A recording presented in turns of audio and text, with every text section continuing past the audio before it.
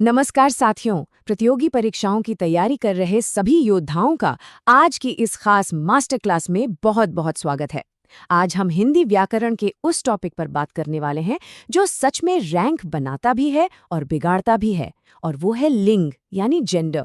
देखिए, ये सिर्फ कोई नियम नहीं है, बल्कि ये वो चाबी है जो आपके पूरे वाक्य को सही या गलत साबित करती है। एक छोटी सी चूक और आपके हाथ से नंबर फिसल जाते हैं। लेकिन फिक्र मत कीजिए, आज के बाद ऐसा बिल्कुल नहीं होगा। चलिए, ईमानदारी से एक सवाल खुद से पूछिए। क्या एग्जाम के प्रेशर में आप भी इस कंफ्यूजन में पड़ जाते हैं कि दही खट्टा है या खट्टी है, या फिर पानी ठंडा है या ठंडी है? अगर आपका जवाब हाँ में है, तो यकीन मानिए आप अकेले नहीं हैं और आप बिल्कुल सही जगह पर आए हैं। आज हम इसी कंफ्यूजन की जड़ पर वार करेंगे और इसे हमेशा हमेशा के लिए खत्म कर देंगे। तो ये है हमारा आज का पूरा रोड मैप।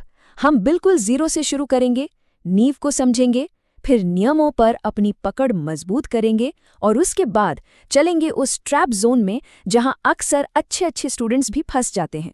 और आखिर में एक छोटे से क्विज के साथ अपनी तैयारी को परखेंगे। तो तैयार हो जाइए, ये व्याकरण की एक बहुत ही रोमांचक यात्रा होने वाली है। तो सबसे पहला और सबसे जरूरी सवाल, आखिर हम लिंग इस टॉपिक को इतनी गंभीरता से क्यों लें? दोस्तों, ये सिर्फ व्याकरण का एक हिस्सा नहीं है, ये आपके पूरे स्कोर का आधार है। तो लिंग है क्या? बहुत ही सरल भाषा में लिंग संज्ञा का वो गुण है जो हमें बताता है कि कोई शब्द पुरुष जाति का है यानी मैस्कुलिन है, या स्त्री जाति का यानी फेमिनिन है। लेकिन इसका असर सिर्फ उस एक शब्द तक नहीं रहता। नहीं, ये तो पूरे वाक्य के डीएनए को बदल देता है। आपकी क्रिया, आपका विशेषण, सब कुछ इसी पर निर्भर करता है। अब इस स्लाइड पर जो लिखा है उसे अपने दिमाग में बैठा लीजिए।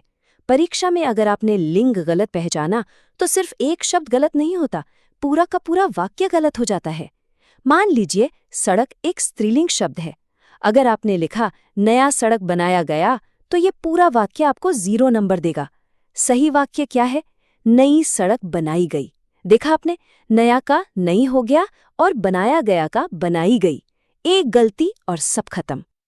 चलिए, अब अपनी नींव को फौलाद की तरह मजबूत करते हैं।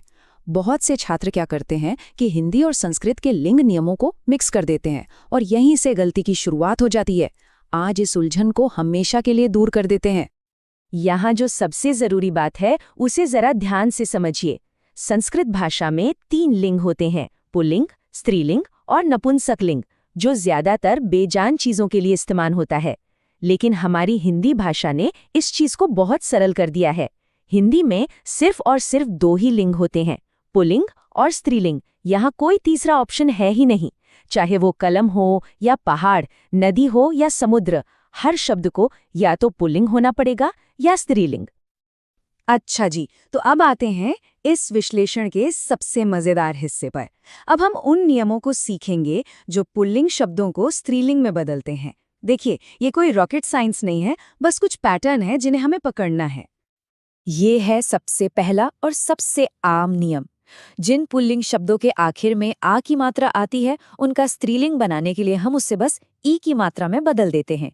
जैसे लड़का जा रहा है तो लड़की जा रही है, बेटा घर आया तो बेटी घर आई, घोड़ा दौड़ रहा है तो घोड़ी दौड़ रही है।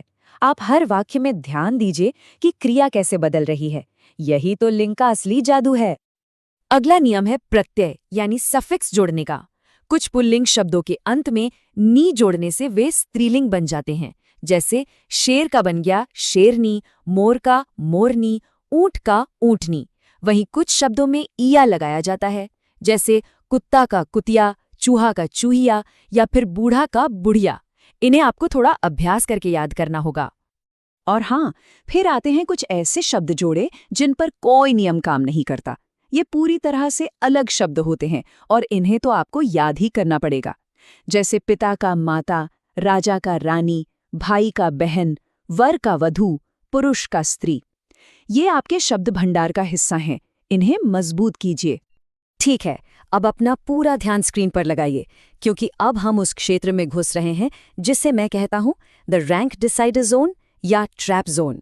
जी हाँ, ये वो हिस्सा है जहां 90% छात्र गलती करते हैं और अपने अंक गंवा देते हैं। यहाँ नियम काम नहीं करते, यहाँ अपवाद यानी एक्सेप्शंस का राज चलता है। हिंदी व्याकरण का सबसे बड़ा और सबसे दिलचस्प जाल यही है कि यहाँ हर निर्जीव वस्तु का भी एक लिंग होता है। एक मेज स्त्रीलिंग है, पर एक पलंग पुल्लिंग है। एक पर्वत पुल्लिंग है, लेकिन एक नदी स्त्रीलिंग है। इनके लिए कोई ठोस नियम नहीं होता, ये भाषा के चलन पर आधारित है। और जो पेपर बनाता है उसे ये बहुत अच्छे से पता है कि आपको कहाँ फंसाना है। अब इस स्लाइड का या तो स्क्रीनशॉट ले लीजिए या फिर इसे अपनी डायरी के पहले पन्ने पर लिख लीजिए। ये वो शब्द हैं जो परीक्षाओं में बार बार पूछे जाते हैं। पानी बहता है, बहती नहीं। दही खट्टा होता है, खट्टी नहीं।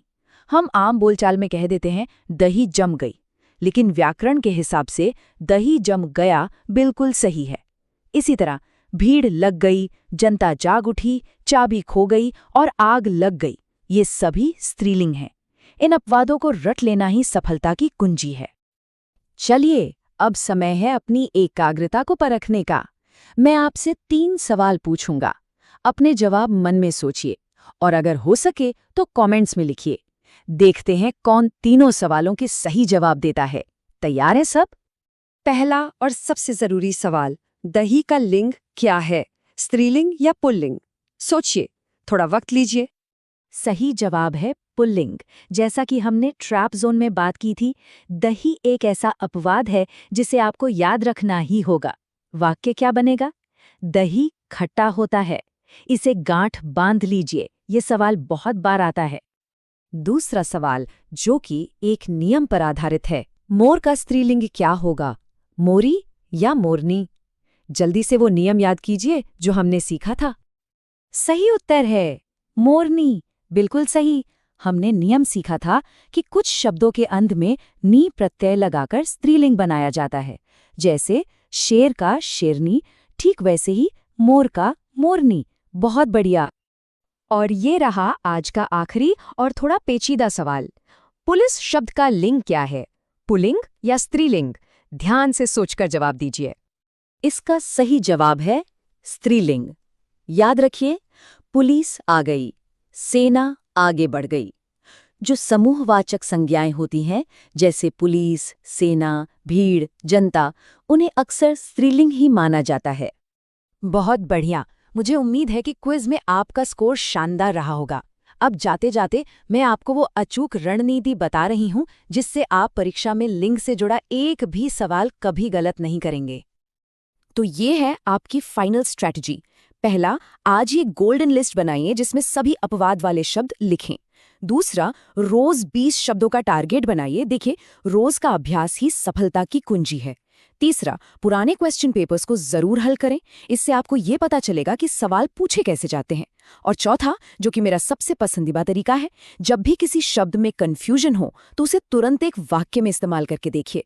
जैसे ही आप वाक्य बनाएंगे, राम आया और सीता आई, क्रिया का ये जो फर्क है वो आपको अपने आप सही लिंग बता देगा। तो साथियों, ये थी लिंग पर हमारी मास्टर क्लास। मुझे पूरा विश्वास है कि अगर आप इस रणनीति और इन नियमों का पालन करेंगे तो आप इस टॉपिक में कभी कोई गलती नहीं करेंगे। याद रखिए, अभ्यास ही आपको परफेक्ट बनाएगा। आपकी आने वाली सभी परीक्षाओं के लिए ढेर सारी शुभकामनाएं। आप जरूर सफल होंगे।